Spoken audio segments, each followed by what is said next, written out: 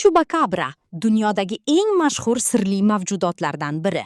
Uni ko'pchilik qon so'ruvchi maxluq deb biladi. Bu mavjudot haqidagi hikoyalar ayniqsa Lotin Amerikasi davlatlarida juda mashhur bo'lib ketgan.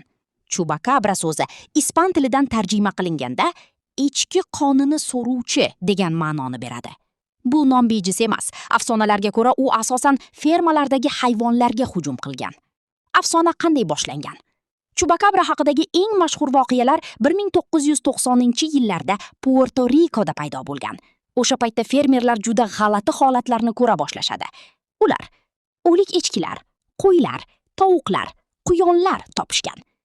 Eng qo'rqinchli tomoni esa hayvonlarning tanasida kichik teshiklar bo'lgan va go'yoki qonlari yo'qolgandek ko'ringan. Shundan keyin odamlar orasida qon ichadigan noma'lum maxluq yuribdi degan mish-mish tarqaladi.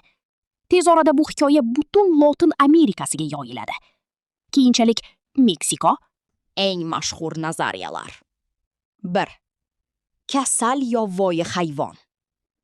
Ko'pchilik olimlar Chupacabra aslida quturish, teri kasalligi, ochlik bilan kasallangan yovvoyi hayvon bo'lishi mumkin deb hisoblaydi.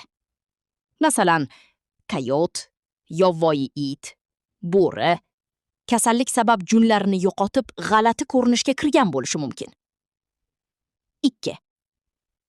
Odamlarning qo'rquvi. Ba'zi olimlar bu oddiy vahima bo'lgan deb aytadi. Chunki qorong'ilik, qo'rquv, mish-mishlar odamlarni oddiy narsani ham maxluq deb o'ylashga majbur qilishi mumkin. 3. Maxfiy tajriba. Internetdagi mashhur nazariyalardan biri shuki, Chupacabra maxfiy laboratoriyadan chiqqan tajriba mavjudoti emish. Lekin bunga hech qanday dalil yo'q. 4. O'zga sayyoralik.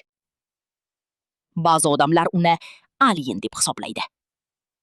Sababi ko'zlari, harakati, g'alati tanasi odamlarni shunday o'ylashga majbur qilgan. Nega bu afsona juda mashhur? Chupacabra juda mashhur bo'lishining sababi